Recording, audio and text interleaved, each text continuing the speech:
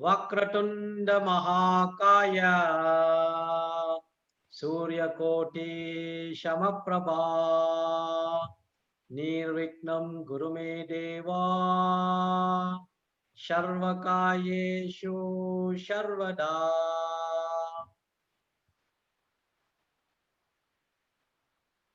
Saraswati Namastubhyam Varadhe Kamarupini Vidyarambam Karishyami Siddhir Bhavatu Mishada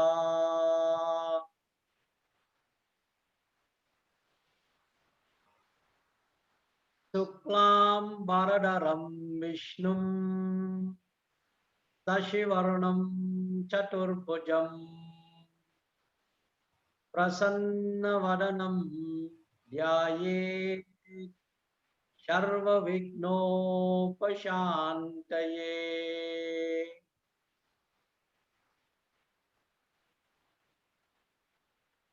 Salutation to Lord Hanuman, who is present wherever Ramayana is being read or wherever the names of Lord Rama is being chanted. Yatra yatra Raghunama Kirtanam Tatra tatra Krusamastakanjalim Bashpavarit Paripurna Lochanam Marutihim Namata Raksha Santakam. You must always remember that Hanuman is present wherever or wherever you read the Ramayana. He will be there with palms folded above his forehead with tears of devotion flowing down from his eyes. Wherever Ramayana is being read or wherever the names of Lord Rama is being chanted, his invisible presence will be felt.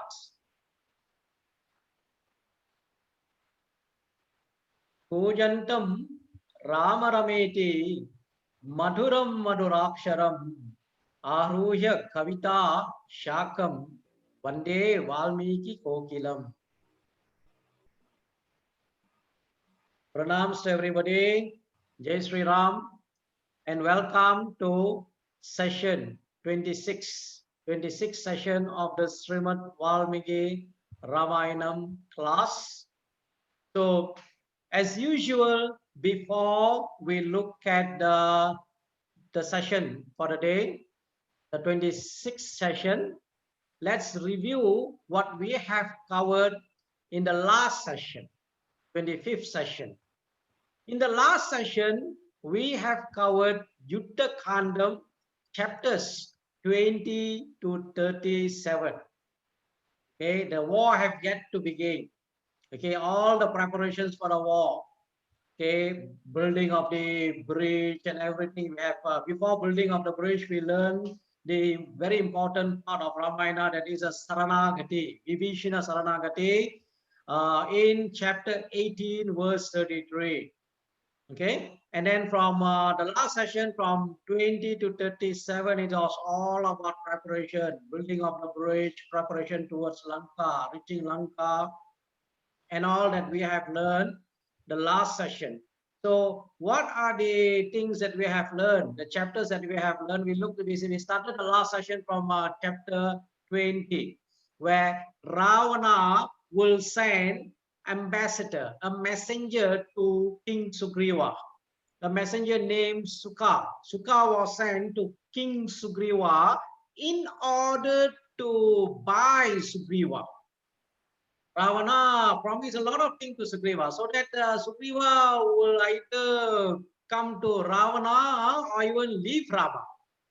But Sugriva caught Sukha, about to the Vanaras caught Sukha. They want to kill Sukha, but Rama intervened. So that message that was sent by Ravana to Sugriva failed. So Sugriva was very angry. And then Rama started to reach the ocean. And in order to cross the ocean, he was finding ways to cross the ocean. Upaya, in order to cross the ocean, that extends to 100 yojana. So what did Rama did? Rama prayed to the ocean. So they will be wondering why Rama have to pray to the ocean. You remember that in Valmiki Ramayana it is mentioned Rama is a human being. Rama came as a human being. Atmanam Manusham Manye Ramam Dasarada Atmacham. He says, I am the son of Dasarada, I am a human being. He says that. So Rama prayed 3 days and nights, but the ocean did not appear. So Rama became very angry. So he called Lakshmana to bring his bow and arrow, and then feared ocean king, the ocean god, Sagara Raja, king of the ocean. He feared, he was fearful, and then he came to meet Rama. And then he suggested to Rama, it is not possible for Rama for ocean to give its way. But it is possible I will be able to help you if there is a bridge that can be constructed to Lanka, and I will be able to bear the bridge. So in fact, the ocean king suggested to Rama that Nala, the son of Vishwakarma, will be able to build a bridge. Okay, of course, Nala, the architect, the engineer, constructed the bridge. 100 yojanas in terms of length and 10 yojanas in terms of the width. Then, of course, Rama in chapter 23, Rama explains to Lakshmana various evil portents, the Nimitta Shastra, which is not really good. And then Rama orders the messenger of Ravana, Sukha, to be released. And Sukha immediately went to Ravana. And when Ravana questioned Sukha about the army, about the what they call the strength of the army, Sukha explained one by one. Various names of the Vanaras will be provided by Sukha, and also the strength of the Rama's army. All this will be narrated by Sukha to Ravana. And Ravana again inquires about various monkey leaders, all the leaders. It is not only from Rama, Lakshmana, Sugriva, Vibhishana, Jambavan, Hanuman, Angada, Nila, Nala, Gawa, Gavaska, Kumuda. And then you have all the other Vanaras, Mainda, Divida, all the Vanaras, very detailed descriptions will be given. And then again, Sarana, okay, also describe the individual strength of the army. And further, Sukha provides the strength and then reminded Ravana, either you give Sita back or you have to prepare for war. Because if you are going for war, look at the strength of the army. So Ravana, when he was given description about the enemy's strength, he was not very happy. He was very angry with Sukha and Sarana. This is very important also in politics, and also about when you want to communicate to a leader. This is something like a very important message. In fact, this message, related message, is also available in the Mahabharata as well. Mahabharata, many instances I'm able to recall, something have been mentioned there, that in front of a king, you should not glorify another king. Meaning that in front of a leader, you should not glorify another leader. You should glorify. That means the follower must glorify the leader with whom he is. That means that particular leader he has to clarify. Like Sukha and Sharana should have provided more, give more glorification to Ravana instead Rama's army. So Ravana was not very happy. So I remember that particular book in the Mahabharata. You see, you find at the end of the 12 years of Vanavasam of Pandavas, they have to go to incognito. They have to not to be seen on the 13th year. 13th year, they decided to go to Virada kingdom, Mastya kingdom of Virada. So before the Pandavas went for the Ajnanavasa or to be incognito. There was a sage called Daumya gave a lot of lessons how to behave yourself in another kingdom. How to, like for example, he was mentioning to Yudhishthira. Okay, when you are for one particular incident I remember is that when you are walking, you don't walk ahead of the king, too far ahead of the king, too far behind the king, not same level at the king. You must know where you should stay, where you should walk, all the very details.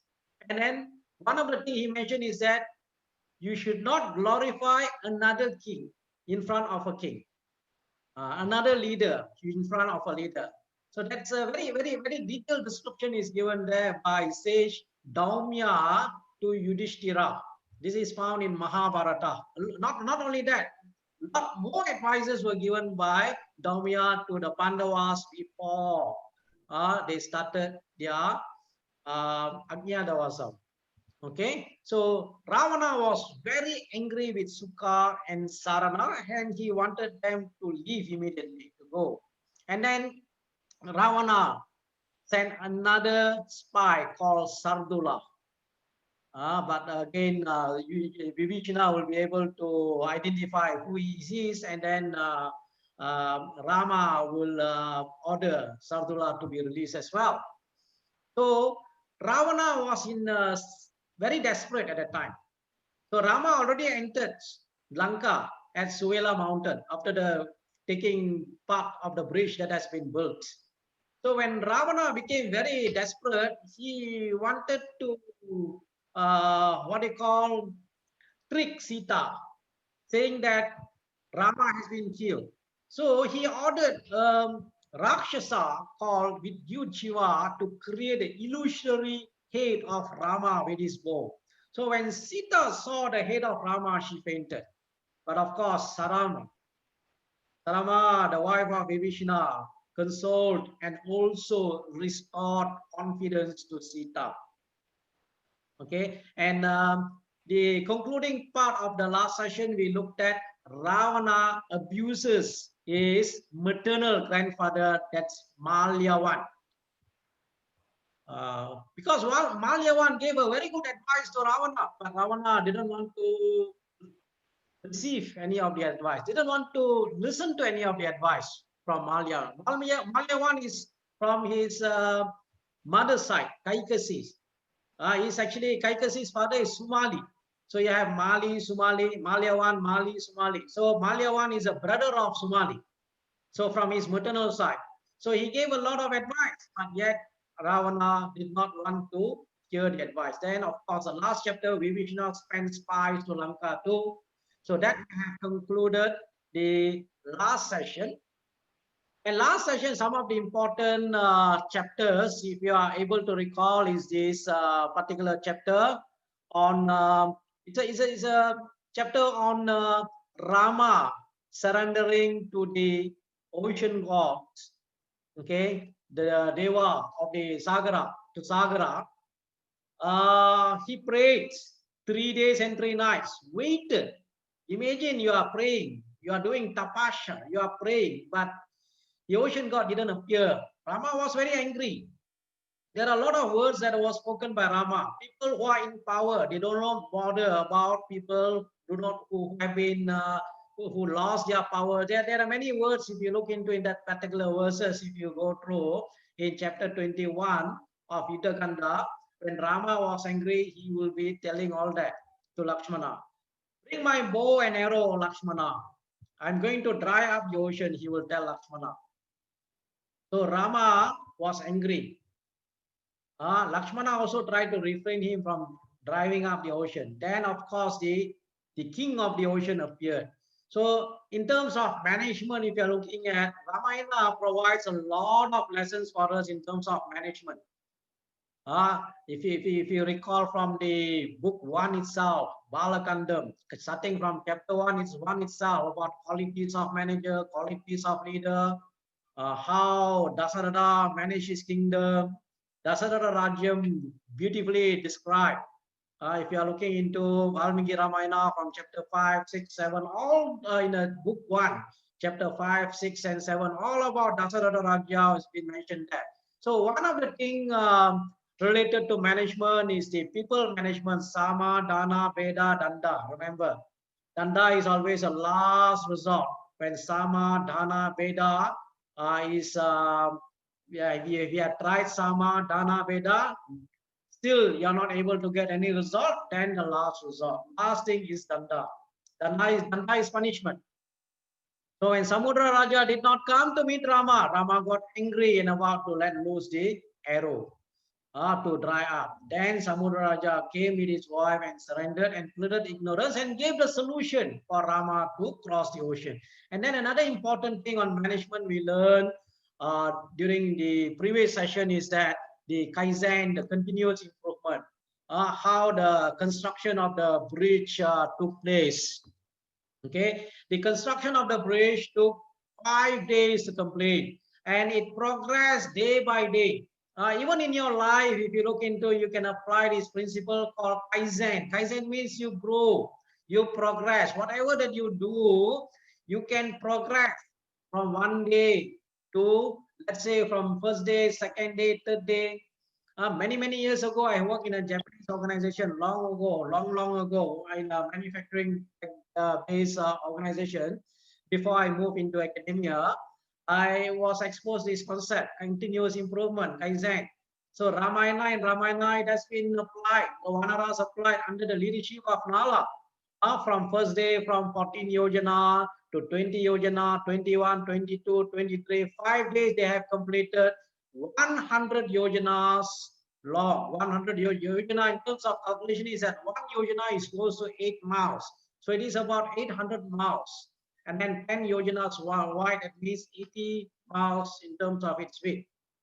Okay, so that's one more. And then another thing that I have mentioned to you, the very famous story about squirrel helping Rama in what they call building the bridge. This is not found in Valmiki Ramayana, but in Alvar, in work of Alvars, from in a Tamil poem that glorifies Lord Rama. You will find mention about a squirrel. Okay, the squirrel was doing something funny. Squirrel tried to do its best. Okay, it's his contribution. That is why Rama said, okay, the squirrel is doing the work to the best of its ability. So his work is as great as the greatest of you. So squirrel is small, but it's doing something that is useful.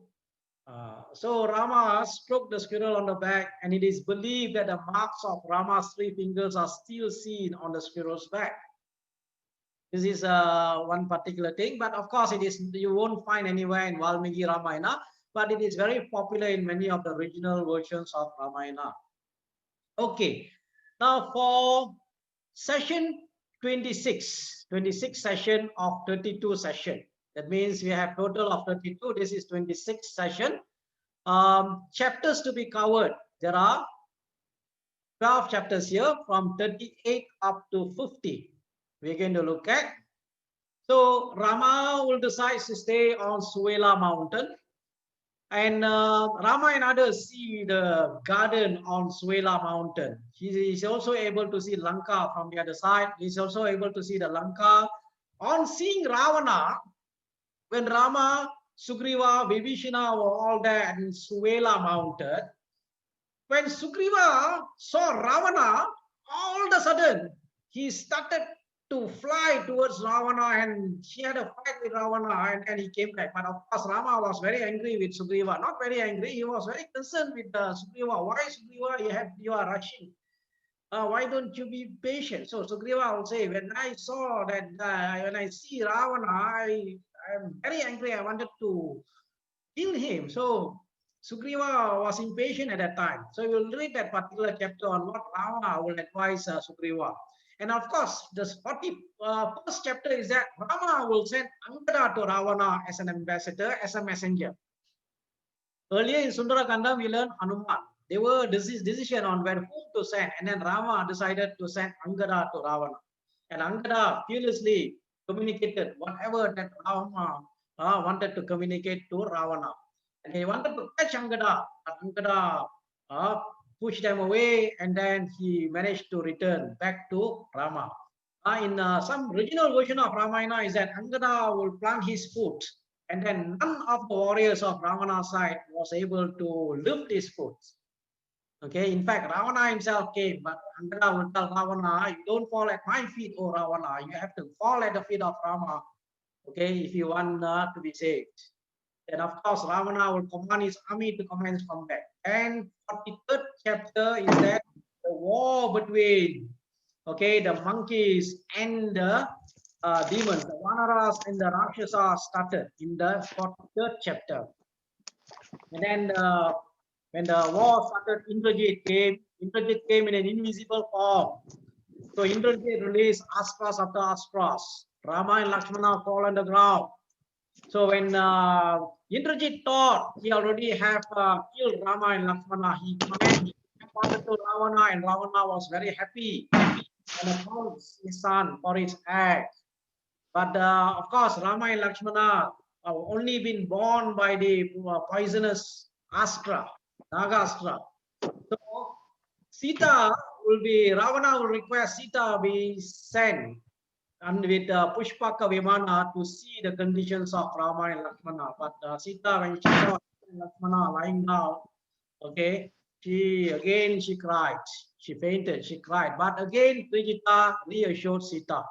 Look at the face of Rama and Lakshmana. By looking at the facial features, she will be able to convince Sita they are not dead. And then another thing that Trijita said, Pushpaka Vimana will not carry any women who have lost a husband. Okay, so Sita was reassured. Vibhishana approached Rama, and then they were all talking what can be done. Okay, Sushena will be saying that you need to bring the Visalya Karani Sanjeevi, the mountain, Hanuman, all.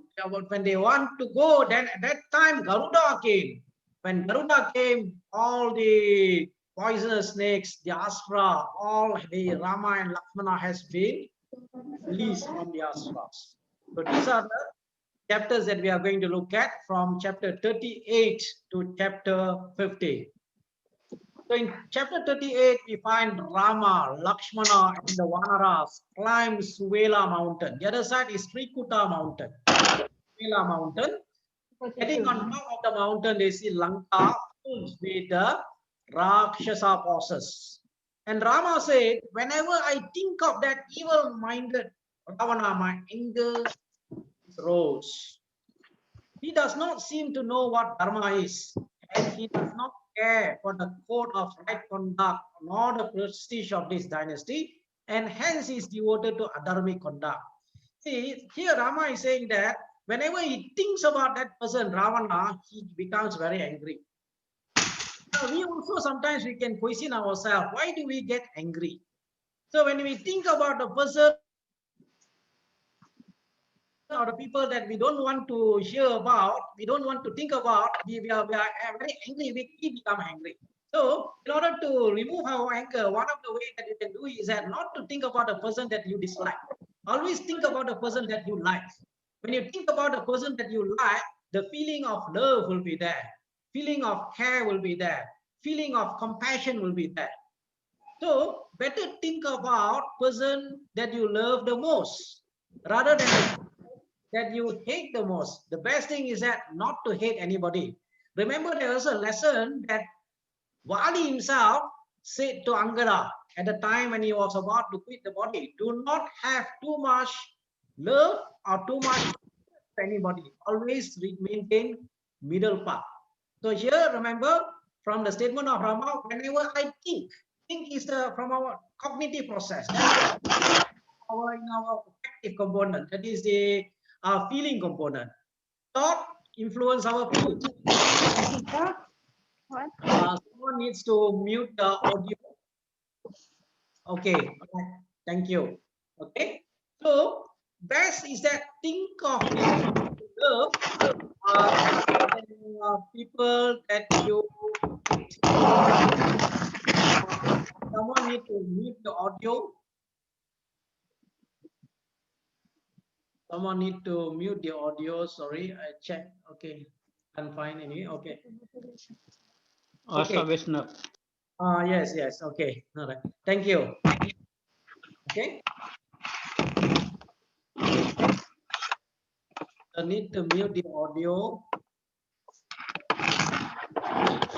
I can't do it from here. It's okay. Okay. I can't do it. I can't mute from here. Okay. Maybe Mr. Shiv Prakash will be able to do that.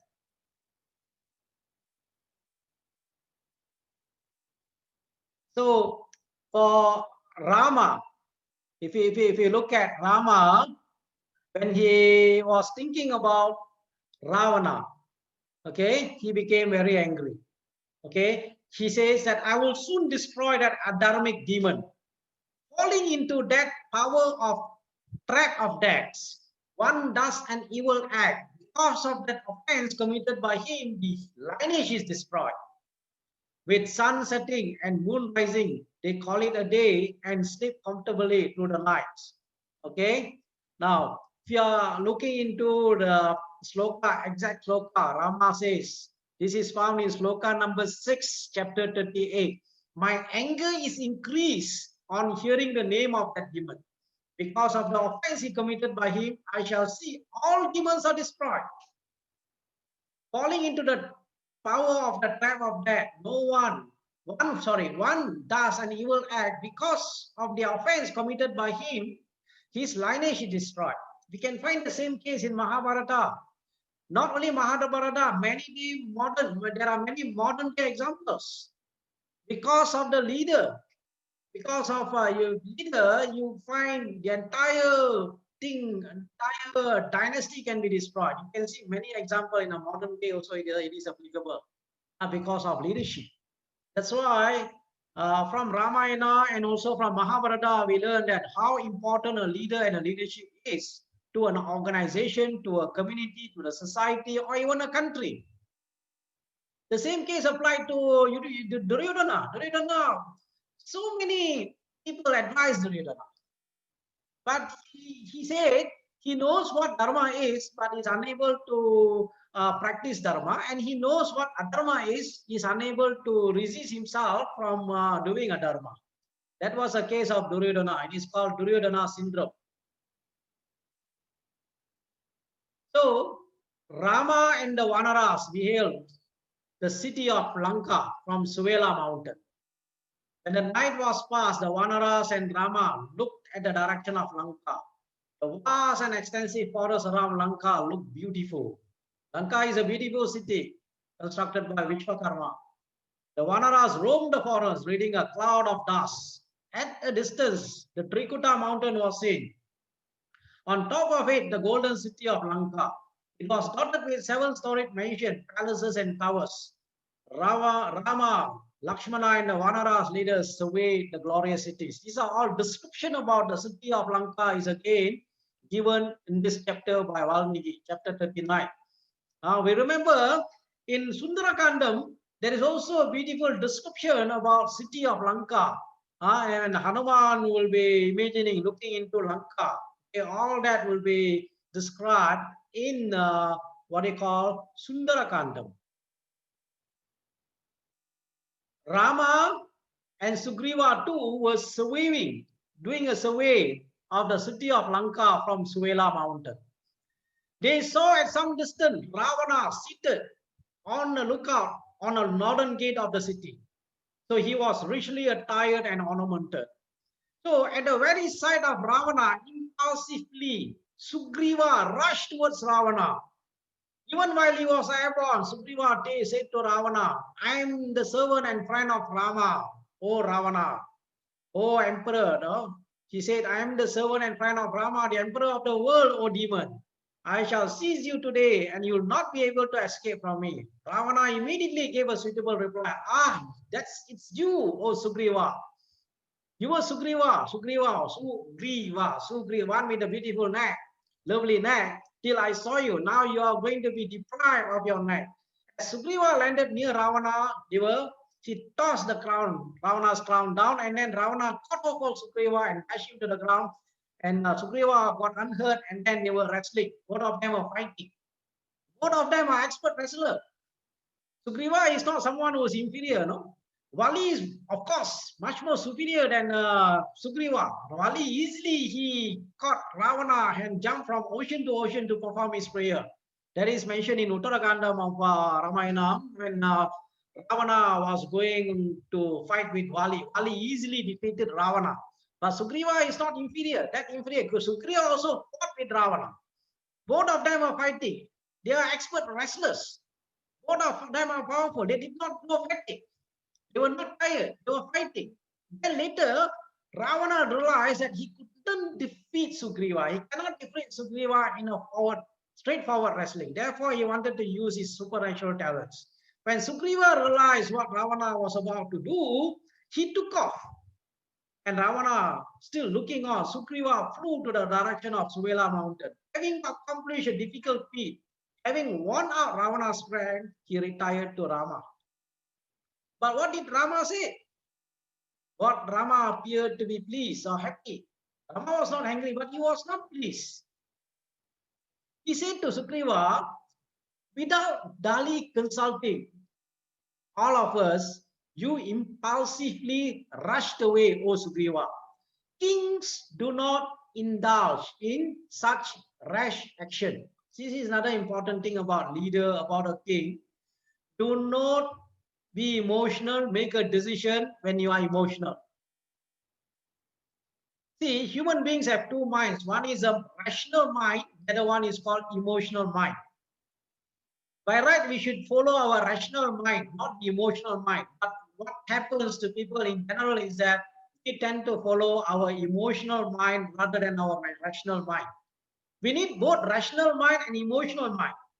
But in this case, Sugriva make a decision not based on rational mind but emotional mind, immediately rush towards Ravana. And Rama is telling Sugriva here, consult all of us before you make a decision. A king should not indulge in emotional decision making. A leader should not indulge in emotional decision making. Decision making needs to be rational. You have to analyze a decision from various angles before you come to a decision. So remember, we have rational mind, emotional mind. So in this case, Rama told Sugriva, you keep all of us wondering, O Sugriva. Please do not do like this anymore. If something has happened to you, O Sugriva, what would I do with Sita or Bharata or other brothers? Or even this life of mine? Surely after killing Ravana, I would have crowned Bharata and given up my life. Realizing this, do not put your life in danger. Rama is very concerned of Sugriva. Sugriva is his friend. Remember, in Ramayana, it says Sugriva is considered as one of his. He hugged Sugriva and he said, "You are one of our brother." So first, you remember in Ayodhya Kandam, with Guhan you become 5. Okay, with Sugriva we became 6, and then later with Vibhishana 7. So he considers Sugriva as a brother in Ramayana. Okay, so Sugriva replied, "Forgive me, O Rama, but when I beheld that wicked demon who abducted your wife, I could not restrain myself." So what is a lesson that we can learn from this particular chapter is that do not make any decision. Although Sugriva are able to come back, but yet for any leaders, any managers, anybody who is taking a leadership role, make sure you make a decision by looking at various aspects, various what do you call perspective. Okay, do not make emotional decision. Emotional decision, sometimes people will regret at a later stage. Many times leaders make decision emotionally rather than rationally. So remember that. And Rama said to Lakshmana, it's about time our troops takes the position and remain extremely alert. It's essential that plenty of food and water should be made readily available to all, and their continuous supply is ensured. We are on the brink of terrible war in which I can foresee Right now, great destruction on both sides. And you can see from the Nimita Shastra, you can see from the natural, the environment, clouds has assumed a fearful aspect, sun is getting fiercer than ever, moon seems to have lost its coolness, animals are wailing on you everywhere, our sky is polluted, therefore stars are not clearly visible. It's time to invade the city. So saying, Rama descended from the mountain, looked out and reviewed his forces. Rama immediately followed by the foremost among the Vanara heroes, among them surrounded by their armed forces. Soon they reached the city of Lanka. It's a description, very detailed description of been mentioned by the armed forces, the armies of Vanaras under the various leaders, with Nila as the commander of chief. Rama Lakshmana, accompanied by their own forces, stationed themselves outside the northern gate. Northern gate is a city that was defended by Ravana himself.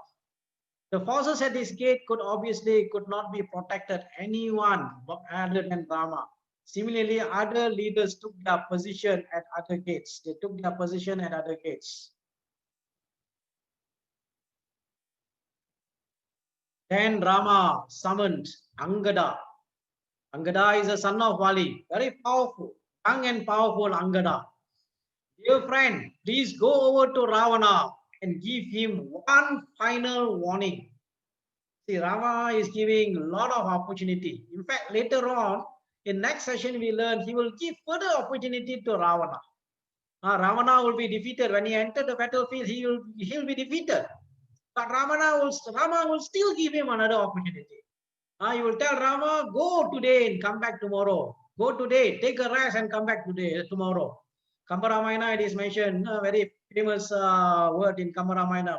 Indru poi naleva. You go today and you come back tomorrow. So a lot of opportunity has been given, presented to Ravana here. So Rama will send Angada, tell him, okay, surely you are about to reap the bitter fruit of all the misdeeds that you have done against gods, sages, demigods, and human beings. Ravana is still able to hold because of his tapasya in the past. He did great tapasya. Thousands of years he did tapasya until Brahma himself pleased with him. Lord Shiva himself pleased with him. So all these tapasya, just like a bank balance, you have a credit, you have a debit. When you all these things they are being what do you call is being withdrawn. So what happened is that his tapasya, power of his tapasya, his punyas are slowly diminishing. When he took Sita to Lanka, so he is able to see from various tellings from the omens. Nimitta Shastra was not really good in Lanka when Sita reached Lanka. This has been mentioned many, many times by various people in Lanka itself. Not only Vibhishana, his own wife, Mandodari. Okay, so Rama sends Angada to tell him that he is about to reap the bitter fruits of all the misdeeds that he has done against the gods, sages, and demigods, and also human beings. Through weakened on the account of separation, my separation from Sita, I still be able to serve you with those bitter fruits. I will get rid of the earth of all demons if you do not immediately surrender yourself to me. Bringing Sita with yourself. When you and your army has been killed, Vibhishana will be the king of Lanka. If you do not accept my offer, then come prepared to die. Then what happened? Angada immediately sought Ravana's presence and delivered Rama's message. Angada was fearless when he went to Ravana's presence. But Ravana was enraged, very angry. He had him captured by his soldiers. 4 of them caught Angada, but Angada sprang up along with the soldiers and then dashed them on the ground and became airborne before he could be captured again. And this time, breaking the dome of Ravana's palace, and he returned to Rama and reported the events. This is how it is reported in Valmiki Ramayana. And when you look at some of the regional versions of Ramayana, it gives further what you call narration about how Angada planted his foot firmly in the court of Ravana, and he challenged anyone in the courtroom to uproot its foot. So here, Angada is telling Ravana and all those people that if anybody were to accept this challenge, and if they are successful, Rama would concede defeat and return to Sita. But when you are doing an analysis, this is a dangerous statement. Why I say it's dangerous statement is there is a similar statement that was given by Yudhishthira to Duryodhana. Yudhishthira, okay, after the war, actually, if you are looking into on the 18th day of the war afternoon, on the 18th day of the war, Duryodhana was hiding in the water.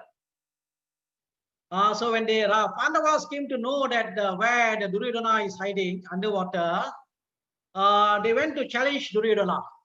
At that time, what Yudhishthira said was, "Oh Duryodhana, now I am giving you an opportunity. Fight with any one of the 5 Pandavas, including me. Any one of the Pandavas. If you are able to defeat any of the Pandavas, we accept defeat to you. You will be victorious." So Krishna was there, was not very happy with the statement of Yudhishthira. "Oh Yudhishthira, what are you saying, oh Yudhishthira? What will happen if the Duryodhana is going to fight with you? With what they call Nakula, Sahadeva, do you think they will be able to defeat Duryodhana? The only person who will be able to defeat Duryodhana is Bhima. So why do you say such a word? Why do you throw such a challenge to Duryodhana?" But of course, we learn that Duryodhana knew that he can defeat the other warriors, but he still wanted to fight with Bhima. He wanted to fight with the strongest one, Bhima. So Krishna was relieved. Something similar here, Angada threw a challenge. If anybody were to accept the challenge and was successful, Rama would concede the defeat and return without Sita. But of course, Angada was very confident about himself. Very confident with the name of Rama, with the power of Rama, with the name of Rama, and with his own strength. He was very confident. So what happened? All the Rakshasa commanders of Ravana, one by one, they came. They came and they tried to lift the foot of Angada. None of them were successful. In fact, Ravana's son, Indrajit himself came to lift Angada's leg, but yet he was not successful, feeling humiliated by this failure. Ravana himself slowly walked toward Angada planted foot, and as he was about to hold Angada's leg to challenge, Angada moved away and Ravana fell down.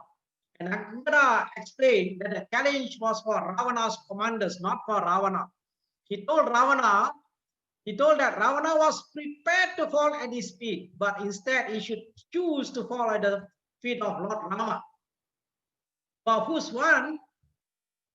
For those who wants to remove from cycle of birth and death, they need to fall at the feet of Rama.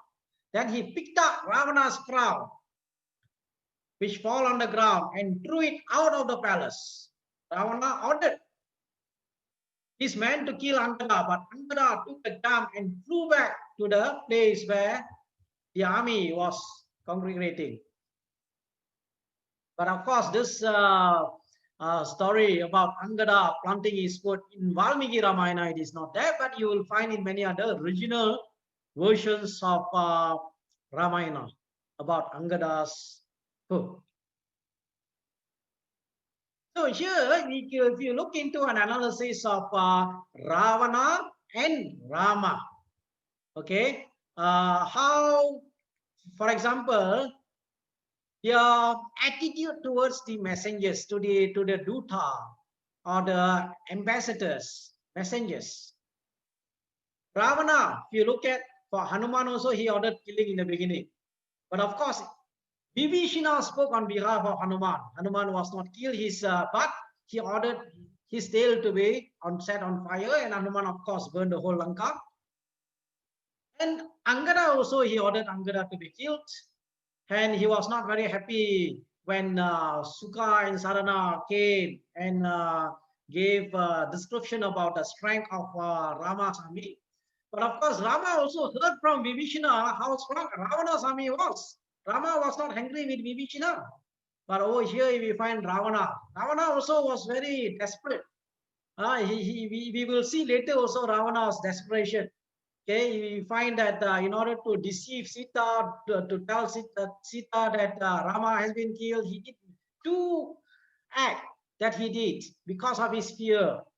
From Rama's side, he was governed by the ethics, dharma, and he ordered Sukha and also the Sardula to be released when they were caught by the Ravana, when they were caught by the Vanaras, and he provided protection.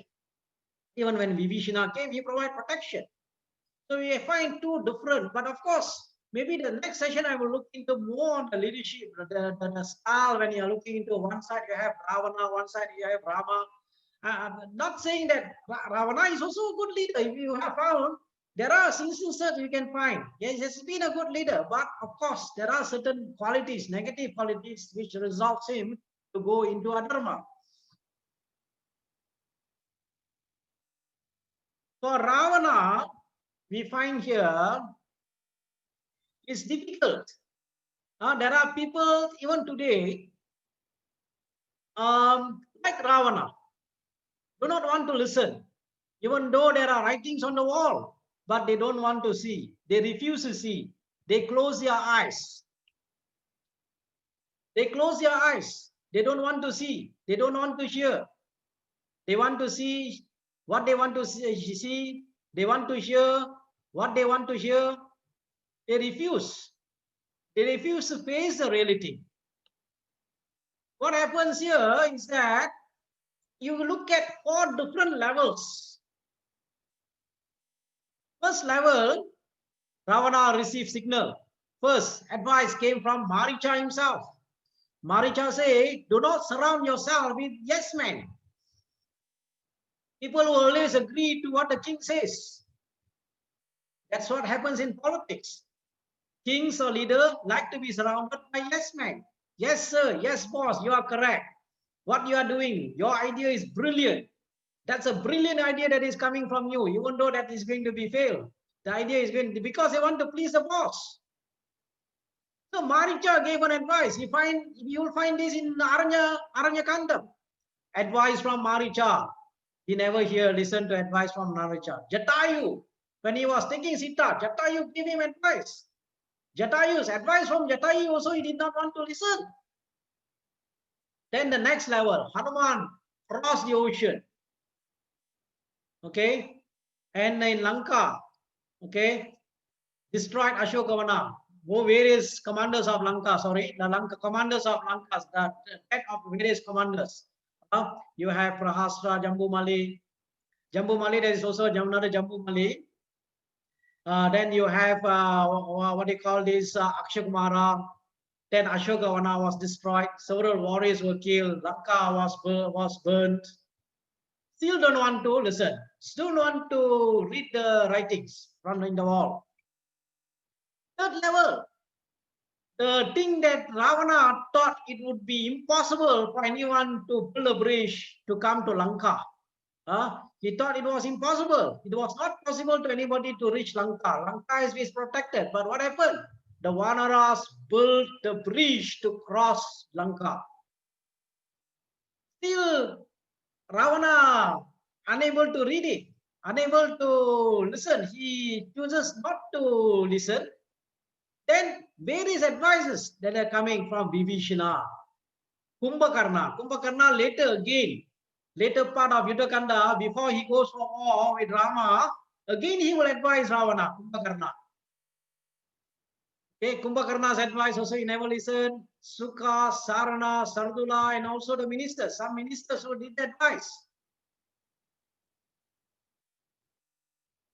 Okay, then actually there are also advice from Mandodari. Mandodari also should be listed here. Mandodari, the wife of Ravana. And another level 4. We will have also later on level 5 also coming later. Level 4, other level, maybe up to level 4, but I can add in further. Advice from uncle. Sorry, it should be grand uncle. That is Malyavan. Remember, I mentioned to you, Malyavan is a brother of Sumali. Sumali is a father of Kaikasi. Kaikasi is a mother of Ravana. Okay, Kaikasi is a mother of Ravana. Mother is Kaikasi also advising some senior minister, and then with a combat from with Sugriva, harsh message that come from Rama, from Angada. Still, he is unable to see all this. Why?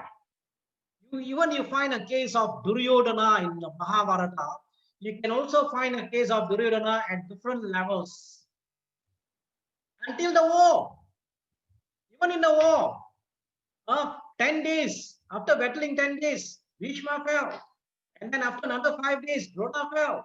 3 days, Karna fell. And then Salya fell. Still, Duryodhana do not want to give up, do not want to listen, do not want to, not to say surrender, do not understand, do not see the things, and decides not to see, not to hear. So for Ravana, knows what is adharma, but yet he wants to go into adharma. Something like Duryodhana too. See, for Ravana, he's being led. I will show this again, maybe the next session.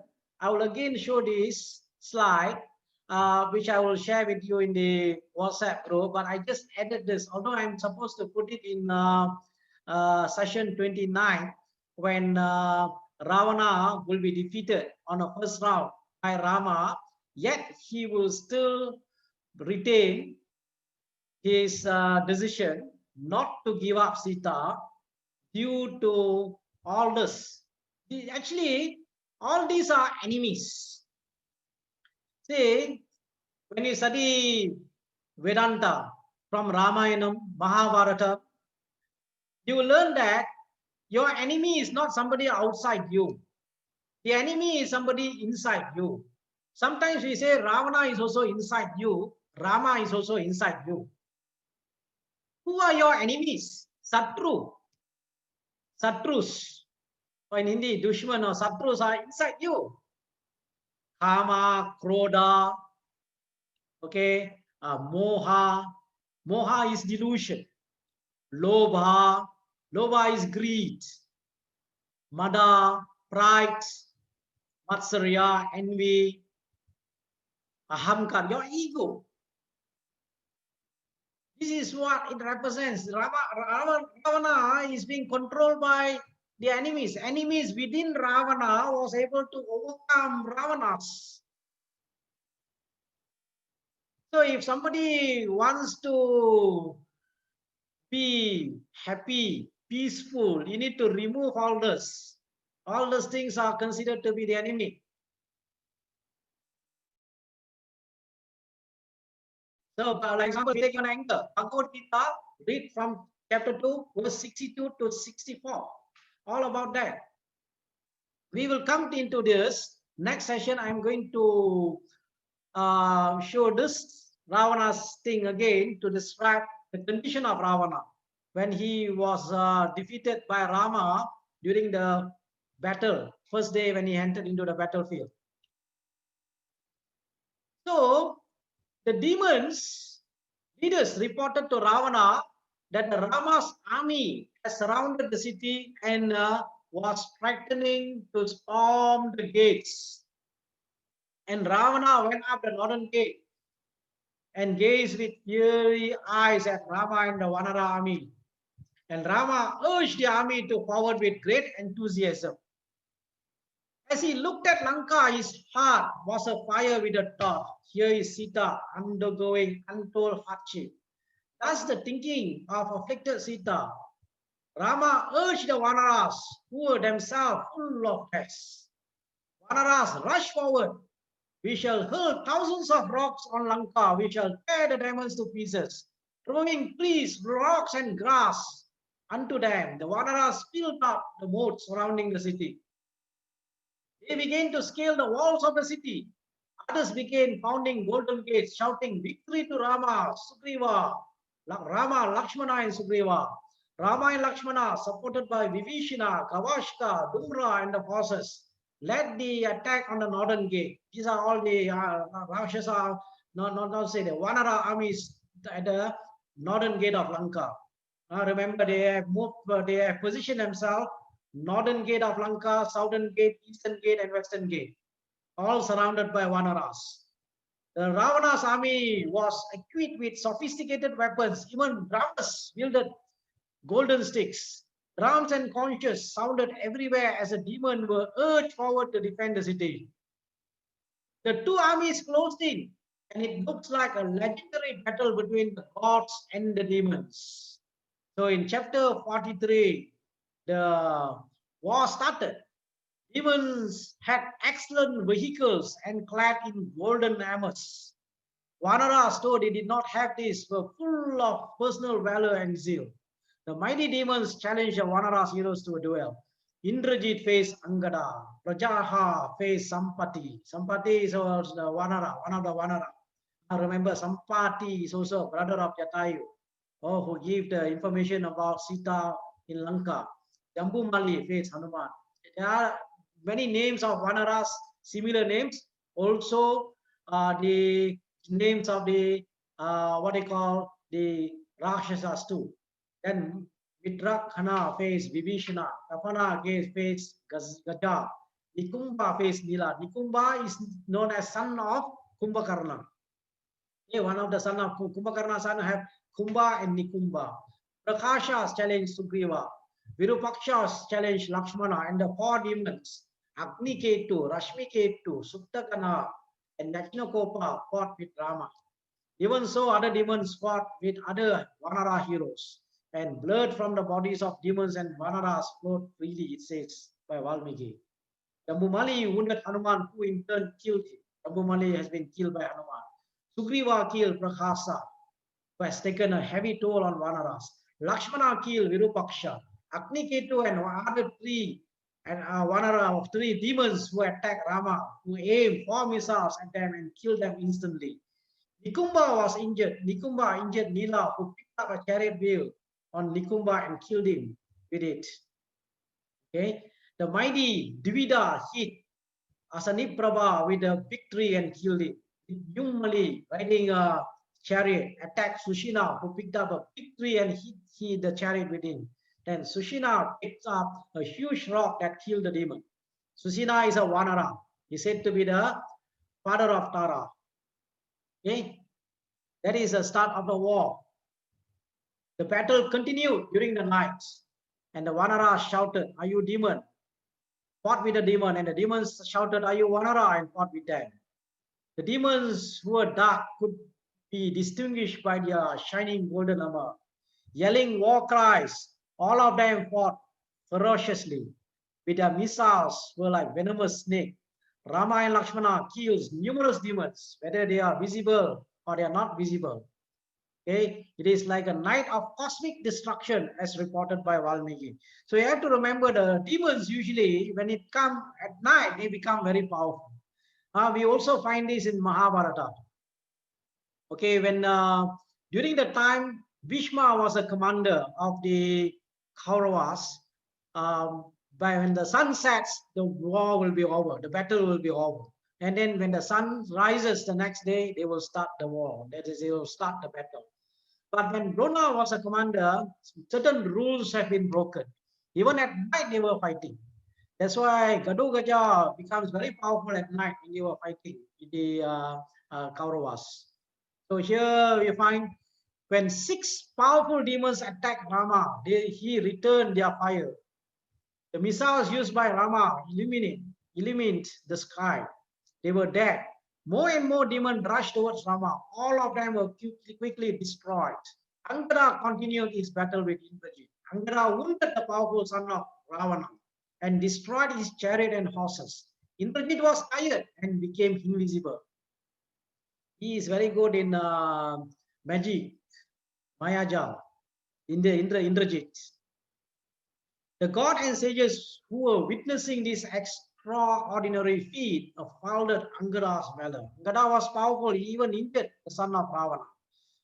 The infuriated Indrajit decided to use his magical powers. While remaining invisible, he began to direct most deadly missiles at Rama and Lakshmana. And they were poison missiles.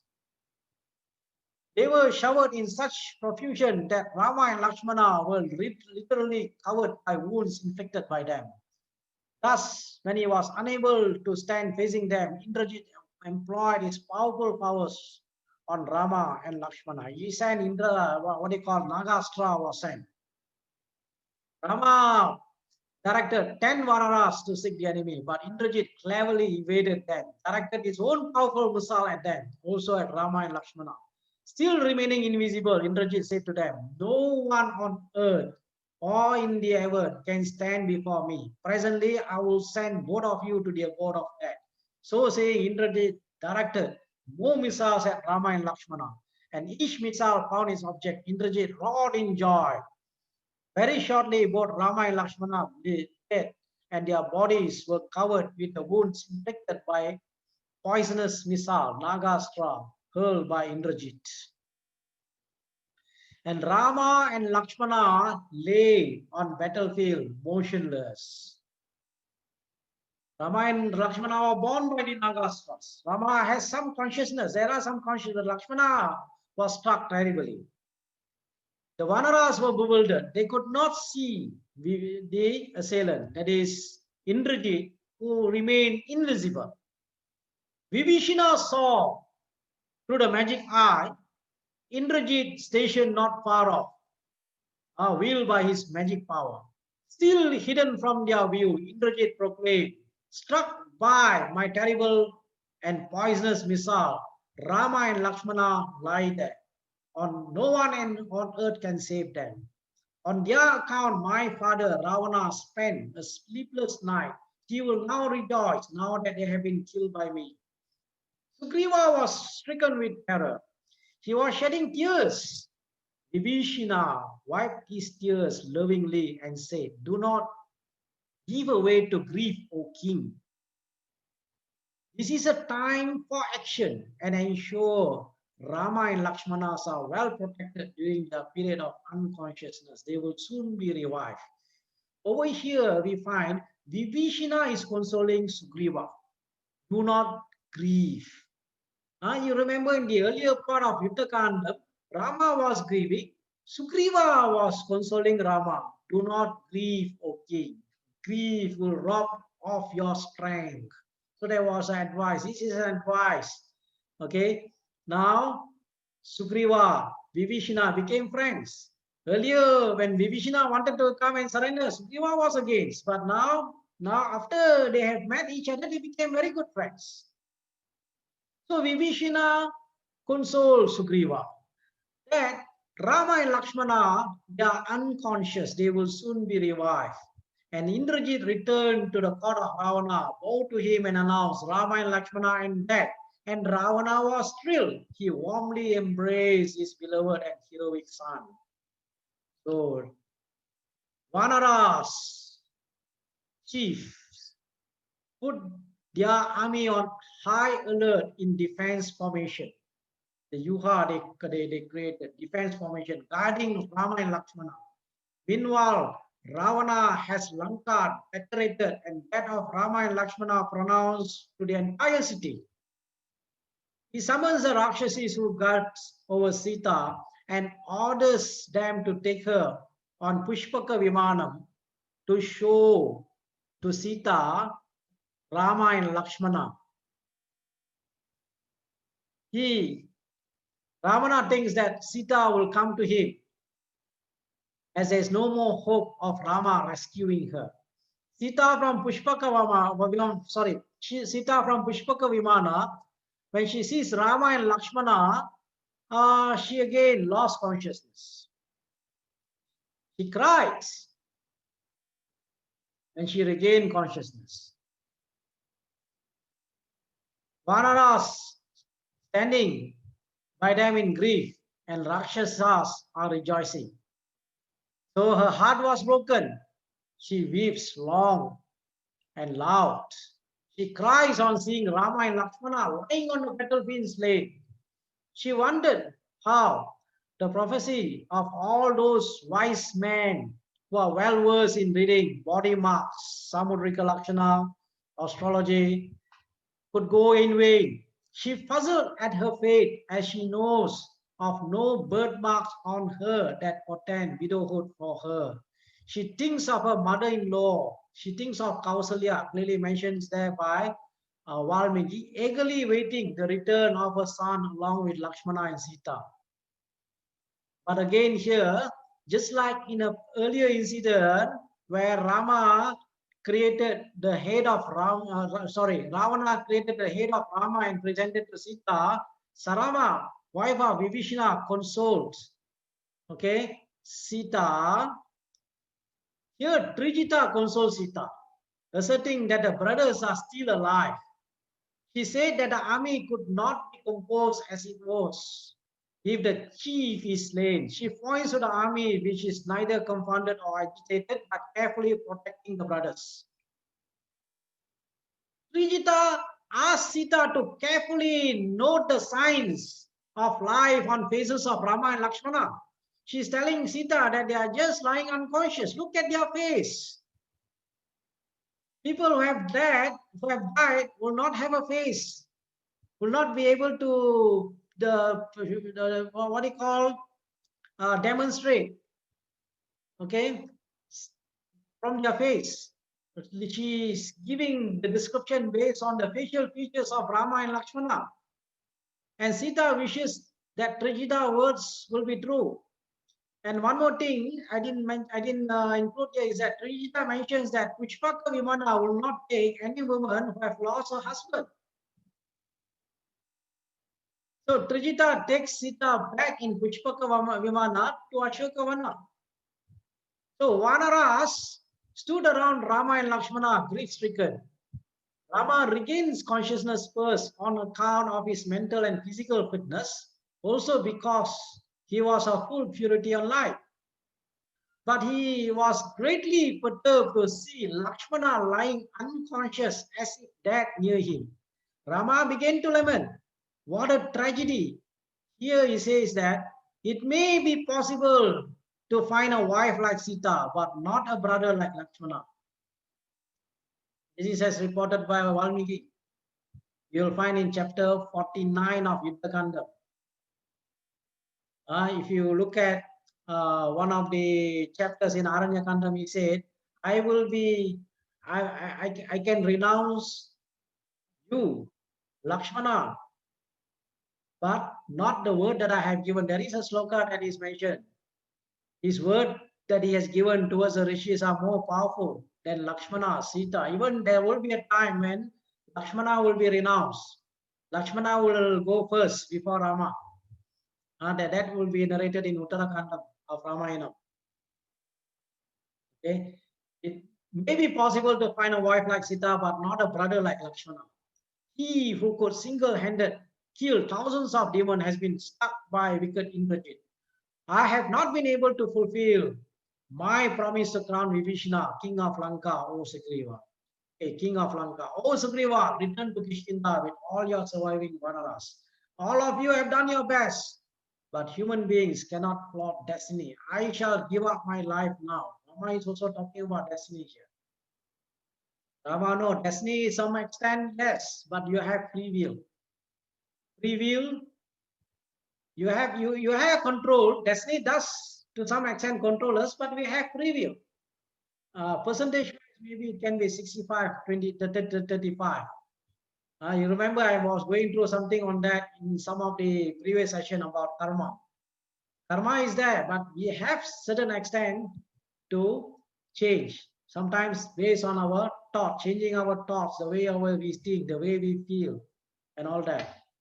Just when Vibhishana coming, the some of the Vanaras was not able to see Vibhishana clearly. They mistake him for Indrajit and they started to run also.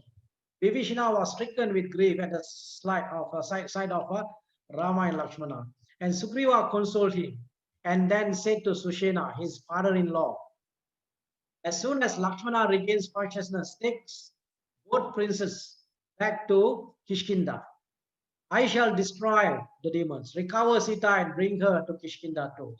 Sushena replied, I remember the battle that took place in the days of yore between the Devas and Asuras, gods and the demons, in which the Devas similarly were assailed by invisible demons, and Brihaspati administered certain remedies accompanied by prayers and revived the Devas, the gods. Those remedies grow on Chandra and Drona mountains in the middle of the ocean. And they are known as Sanjeevi Karani and Vishala Karani. The former brings back life, Sanjeevi Karani, and the latter instantly heals all wounds. Commission Hanuman and other Vanaras to fetch them at once. This is what mentioned by Susena. Susena here is a father-in-law of Tara. You will find in Ramcharitmanas there is also Susena, who is a Vaidya, that is the doctor, doctor of Ravana, whom Hanuman will go and bring, and that will be the later part, not in this part where being born by Indrajit's what they call Nagastra. So as they were communicating, as they were conversing in this manner, commissioned Hanuman and the other Vanaras to fetch. That particular moment, what happened? Pakshirajan Garuda arrived at. Garuda came. When Garuda coming near to Rama and Lakshmana, the moment he came near Rama and Lakshmana, the serpents, the snakes, the serpents left Rama and Lakshmana. And Garuda passed his hand over them. At the touch of Garuda, the wounds heal and their body regains their golden hue. Their radiance, virility, strength, enthusiasm, vision, intelligence, and also memory were doubled. Greatly, deeply grateful to Garuda, Rama asked him, by your grace alone, we have been saved. Please tell me who you are. See, Rama is asking Garuda who you are.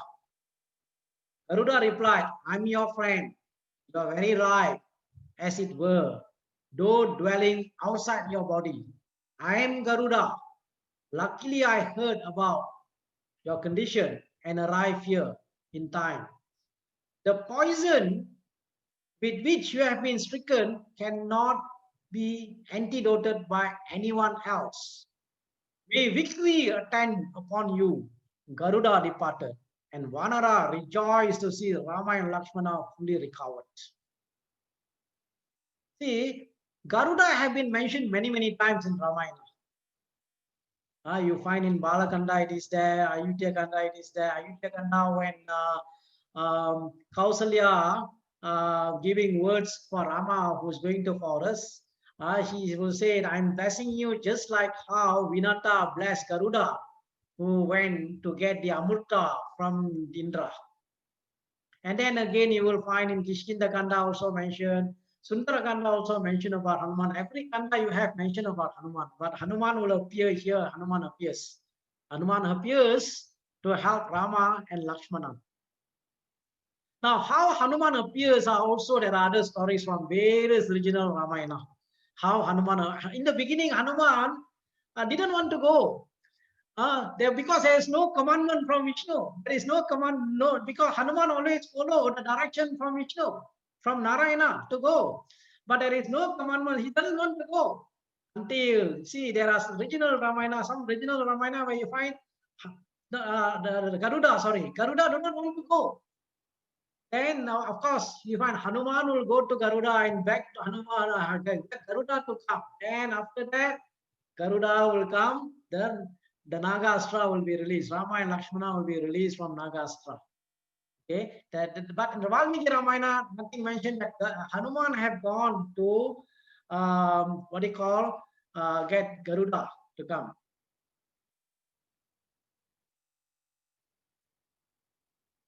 Garuda came to help Rama and Lakshmana because Nagastras, which pierced the bodies of Rama and Lakshmana, were released by Indrajit, were sons of Kadru. See, Kasyapa Muni has two wives, Kadru and Vinata. Kadru, from Kadru, all the serpents came. All the snakes come from Kadru. All the birds come from Vinata. Vinata and Kadru. That's why son of Garuda is known as Vainatayan. Vainatayan means son of Vinata. Vinata, through Kasyapa Muni, had two sons. One is Aruna. Aruna becomes a character of the Vishwan, sun god. The second son is Aruna, because Vinata was impatient. She broke the egg. Therefore, Aruna was born deformed. Arun is so he got job as a charioteer of Vivashwan. So the other child was Garuda. Garuda came and he released his mother from the slavery of Kadru. Actually, they were doing betting, Kadru and Vinata. That is the description of Garuda's history is in Mahabharata. In Adi Parva, Mahabharata describes the history of Garuda, the bird of Garuda, and very detail about Garuda is mentioned there. So these sons of Kadru, they were so powerful, they cannot be removed by anybody, including Indra, except Garuda. And Garuda, who is son of Vinata, is a lifelong enemy of the Sarpas and the Nagas. So Garuda came to release his boss, but his boss is acting like a human being, asking Garuda, who are you? And Garuda replied beautifully also. And the snake feared most on seeing Garuda and left immediately the bodies of Rama and Lakshmana. There is a falastruti of reading this particular chapter or a particular sloka. When Garuda came, all the snakes disappeared who left. In Kamba Ramayana, that is the Nagastra, Nagapasha Padalam, that particular chapter, it is said, anybody who reads will not have any fear of any poisonous, what do you call, living beings, including snakes. Anyone who reads that with faith and devotion will not have any fear of any poisonous beings.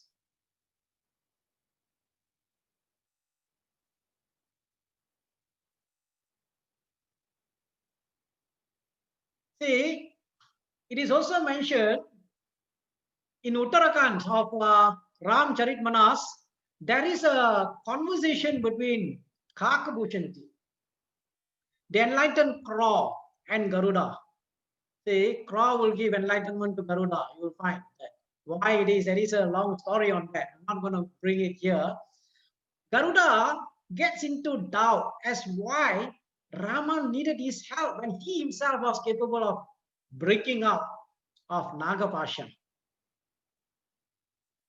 And Kakabhushanti explained to Garuda that this was also one of the leelas of Rama. Like everything else in this universe created by the Lord, Rama has also created Maya illusion, and Garuda's illusion of helping the Lord is also due to that Maya only. Bhagavata Purana also mentions that Lord appears to exhibit his leela. And all these, Ravana, Kumbhakarna, Hiranyaksa, Kapisu, Hiranyakasipu, Hiranyakasipu, Sisubala, Dantavakra, all came to participate in his leela. Both Hiranyaksa, Hiranyakasipu, Ravana, Kumbhakarna, Sisubala, Dantavakra, they are actually Jaya and Vijaya, who are the gatekeeper of Vaikuntha. If you go to a Vishnu temple, you have one side Jaya, Vijaya. They are both gatekeepers. The gatekeepers were cursed by the four Kumaras to come in form of a demons. Hiranyaksa, Hiranyakapisu, Ravana, Kumbhakarna, Sisubala, Dantavakra. So Garuda also in illusion, and the illusion of Garuda was created by Sage Kakabhushanti.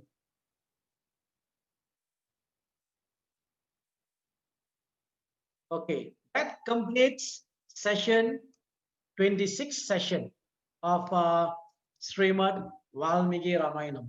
So I think it is within the time. I think I'm trying to, next session, I think we will only have 10 chapters, but I will, some of the chapters I'm going to go through detailed explanation, depending on time factor. So I will send the slide. I think the one of the slide that I use, I will also be using it again, the Ravana, which I did not include in the slide that I have shared with you in the what do you call WhatsApp.